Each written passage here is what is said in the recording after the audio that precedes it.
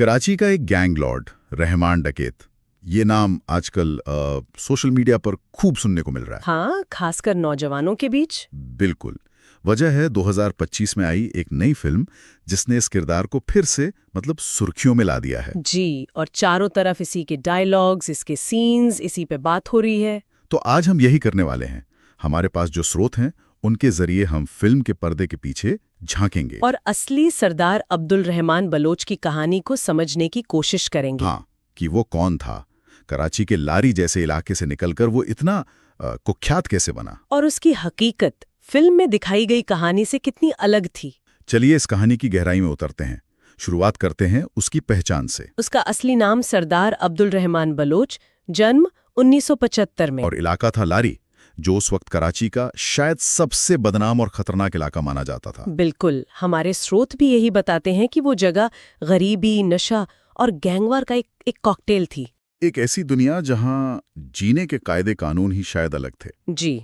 और ये समझना बहुत जरूरी है कि रहमान डकैत की कहानी सिर्फ एक इंसान की कहानी नहीं है। ये उस जगह की भी कहानी है। हाँ, ये उस माहौल की भी कहानी है जो ऐसे किरदारों को जन्म देता है। लारी जैसे इलाके तब बनते हैं जब सिस्टम लोगों को सुरक्षा और मौके देने में नाकाम हो जाता है। अच्छा। जब गलियों में हताशा और गुस्सा भरा हो तो वो अपराध के लिए एक तरह की नर्सरी बन जाती है। और रहमान बलोच उसी नर्सरी की पैदावार था। हाँ, लेकिन वो बाकियों से कुछ अलग था। और ये अलग होना बहुत जल्दी दिखने लगा था।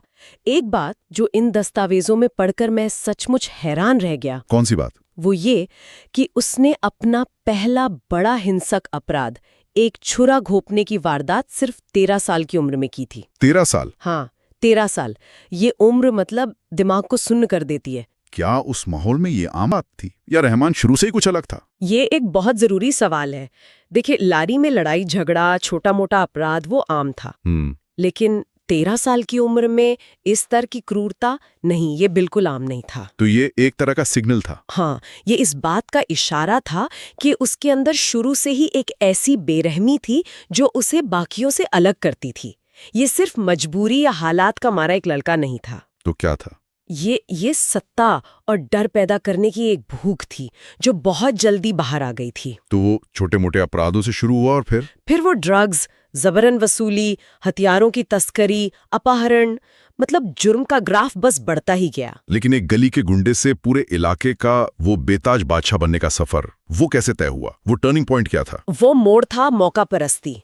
वो हाजी लालू नाम के एक बड़े गैंगस्टर के लिए काम करता था। उसका दाहिना हाथ था, राइट? बिल्कुल। और जब पुलिस ने एक ऑपरेशन में हाजी लालू को गिरफ्तार कर लिया तो गैंग में अचानक एक पावर वैक्यूम बन गया। एक खालीपन आ गया। जी।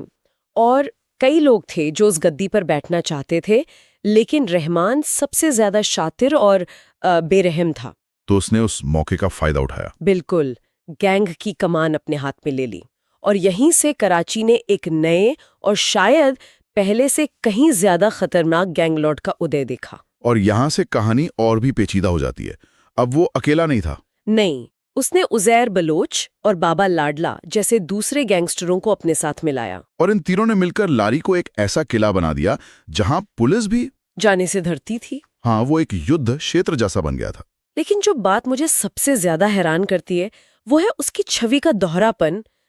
एक तरफ इतनी क्रूरता और दूसरी तरफ उसे रॉबिन हुड भी कहा जाता था। हाँ, ये कैसे मुमकिन है? हाँ, और ये सिर्फ लारी की कहानी नहीं है। दुनिया भर में जहां सरकार या पुलिस लोगों को सुरक्षा नहीं दे पाती, वहां कोई ना कोई इस खाली जगह को भर देता है। जैसे पाब्लो एस्कोबार। बिल्कुल वही उदाहरण। पाब्लो एस्कोबार ने भी कोलंबिया में यही किया था। एक तरफ वो देश का सबसे बड़ा दुश्मन था और दूसरी तरफ वो गरीबों के लिए घर और फुटबॉल स्टेडियम बनवा रहा था। अच्छा। रहमान डकैत का मॉडल भी यही था। वो स्थानीय लोगों के छोटे मोटे झगड़े सुलझाता, किसी गरीब की बेटी की शादी में पैसे देता और ये दिखाता कि वो सिस्टम का सताया हुआ उनका अपना आदमी है। जी। तो ये एक तरह की सुरक्षा के बदले वफादारी वाली डील थी। ये तो डर और वफादारी का एक खतरनाक कॉकटेल है। बिल्कुल। और यही कॉकटेल गैंगलॉर्ड्स को लगभग अजेय बना देता है। जब पुलिस उसे पकड़ने आती तो यही स्थानीय लोग उसे छिपा लेते थे। हाँ, उसे खबर कर देते थे। वो उनके लिए एक मसीहा भी था और एक जल्लाद भी। वो जानता था कि सिर्फ डर से राज नहीं किया जा सकता, थोड़ी सी मोहब्बत भी मिलानी पड़ती है। सही कहा। ये एक बहुत सोची समझी रणनीति थी। ये एक डरावनी किस्म की समझदारी है। लेकिन ये रॉबिन हुड वाली छवि उन बातों के सामने बिल्कुल बौनी लगती हैं जो हमें स्रोतों में पढ़ने को मिलती हैं। एक मिनट, उसने अपनी माँ की हत्या कर दी एक अफेयर के चलते? क्या ये वाकई में सच है? ये आरोप उस पे हमेशा से लगता रहा है। ये किसी भी गैंगस्टर कहानी से परे है। दावा किया जाता है कि करीब 19 साल की उम्र में उसने अपनी मां को मार डाला था। अब देखिए, ये सच है या नहीं, ये साबित करना मुश्किल है। लेकिन बात फैली हुई थी। हाँ, और ज्यादा जरूरी बात यह है कि ये कहानी उसके बारे में फैली हुई थी और लोग इस पर यकीन करते थे। अच्छा, ये कहानी उसकी छवि का हिस्सा थी। एक ऐसा आदमी जो किसी भी हद तक जा सकता है, जिसके लिए कोई रिश्ता, कोई सीमा मायने नहीं रखती। ये उसकी ब्रांडिंग का हिस्सा था। ये दिखाने के लिए कि उससे खतरनाक कोई नहीं। बिल्कुल। और ये क्रूरता यही नहीं रुकी। फिल्म में कुछ बहुत हिंसक सीन है, लेकिन जो बात इन स्रोतों में लिखी है वो शायद कोई डायरेक्टर पर्दे पर दिखा भी नहीं सकता। आप उस फुटबॉल वाली घटना की बात कर रहे हैं? हाँ, ये बात कि उसके गैंग के लोग दुश्मनों में दहशत फैलाने के लिए उनके कटे हुए सिरों से फुटबॉल खेलते थे, ये सुनकर ही रोंगटे खड़े हो जाते हैं। ये सिर्फ क्रूरता नहीं थी। तो फिर क्या था ये? ये साइकोलॉजिकल वॉरफेयर था, मनोवैज्ञानिक युद्ध। जब आप अपने दुश्मन का सिर काटकर उससे फुटबॉल खेलते हैं तो आप सिर्फ उसे मार नहीं रहे होते, आप उसकी पूरी पहचान, उसकी इंसानियत को मिटा रहे होते हैं। जी। और ये खबर जब फैलती है तो इसका असर गोलियों से ज्यादा होता था। ये एक पैगाम था जो लारी की हर गली, हर घर तक भेजा जा रहा था कि मेरे रास्ते में जो आएगा उसका यही हश्र होगा। हाँ, आतंक का एक सोचा समझा प्रदर्शन। और इसी मिथक को आज वो फिल्म भुना रही है। तो एक तरफ इतना खौफ और दूसरी तरफ रॉबिन हुड की छवि। इस दोहरे खेल के सारे उसने सालों तक लारी पे राज किया। तो फिर ऐसे आदमी का अंत कैसे हुआ जिसे लगभग अजय माना जाने लगा था? देखिए, जब कोई चीज जरूरत से ज्यादा बड़ी हो जाती है तो वो सबकी नजरों में आ जाती है। तो रहमान का आतंक और लारी में बढ़ती गैंग वॉर, वो कराची पुलिस और सरकार के लिए एक बड़ी शर्मिंदगी बन गई थी। तो उन्होंने एक्शन लिया। आखिरकार अगस्त 2009 में पुलिस ने एक बड़ा निर्णायक ऑपरेशन लॉन्च किया और इसी ऑपरेशन के दौरान एक मुठभेड़ में रहमान डकैत मारा गया। उस वक्त उसकी उम्र सिर्फ 34 साल थी। सिर्फ 34 साल। इतनी कम उम्र में उसने आतंक का एक पूरा साम्राज्य खड़ा किया और उसका अंत भी देख लिया। लेकिन क्या उसकी मौत से लारी में शांति आ गई? बिल्कुल नहीं। मतलब? बल्कि हालात और बिगड़ गए। यही उसकी विरासत का सबसे स्याह पहलू है। कैसे? उसकी मौत ने एक और पावर वैक्यूम बना दिया। उसके जो साथी थे, उजैर बलोच और बाबा लाडला, वो अब उस गद्दी के लिए एक दूसरे के खून के प्यासे हो गए। अच्छा, तो गैंग के अंदर ही लड़ाई शुरू हो गई। हाँ, रहमान की मौत के बाद लारी में गैंग वॉर और भी खूनी हो गई। तो वो अपने पीछे शांति नहीं बल्कि और ज्यादा हिंसा और बर्बादी का एक चक्र छोड़ कर गया। अब वापस उस फिल्म पर आते हैं जिसकी वजह से हम आज ये सारी बातें कर रहे हैं। जी। हमारे श्रोत एक बहुत दिलचस्प बात बताते हैं।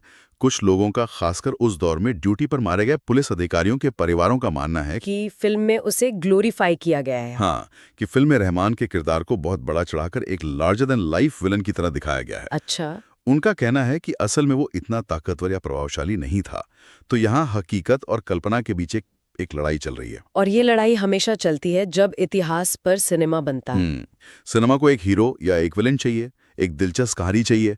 हो सकता है कि असलियत उतनी नाटकीय न रही हो। लेकिन रहमान ने जो मिथक बनाया था अपने बारे में, बिल्कुल, उसने अपनी क्रूरता से जो मिथक अपने जीते जी बनाया था, फिल्म उसी मिथक को आगे बढ़ा रही है। वो उसे एक एंटी हीरो के तौर पर पेश कर सकती है। एक ऐसा किरदार जिसे आप नफरत भी करें और शायद कहीं ना कहीं प्रभावित भी हों। जी, लेकिन उन परिवारों के लिए जिन्होंने अपनों को खोया है, वो सिर्फ एक बेरहम कातिल था, कोई हीरो या एंटी हीरो नहीं।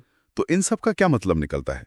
संक्षेप में, रहमान डकैत की कहानी एक ऐसे अपराधी की है जो गरीबी और हिंसा के माहौल में पैदा हुआ, जिसने क्रूरता की सारी हदें पार की और बहुत चालाकी से डर और रहमदिली का एक मिलाजुला साम्राज्य बनाया। और आज सालों बाद सिनेमा उसी कहानी को एक नए चमकदार पैकेज में हमारे सामने रख रहा है, जो असलियत और अफसाने के बीच की लकीर को और भी धुंधला कर देता है। बिल्कुल। रहमान डकैत की कहानी अपराध, समाज और मीडिया के जटिल रिश्ते का एक बेहतरीन उदाहरण है। समाज की जिन हालातों ने उसे बनाया, अपराध की जिस दुनिया में वो जिया, और अब मीडिया जिस तरह से उसकी कहानी को दोबारा गाड़ रहा है। हाँ, ये तीनों मिलकर एक नई सच्चाई बना रहे हैं। फिल्म ने उसकी विरासत का एक नया संस्करण तैयार कर दिया है, जिसे अब एक नई पीढ़ी देख रही है। और शायद सच भी मान रही है। हो सकता है। जाते जाते एक सवाल हम अपने सुनने वालों के लिए छोड़ जाते हैं।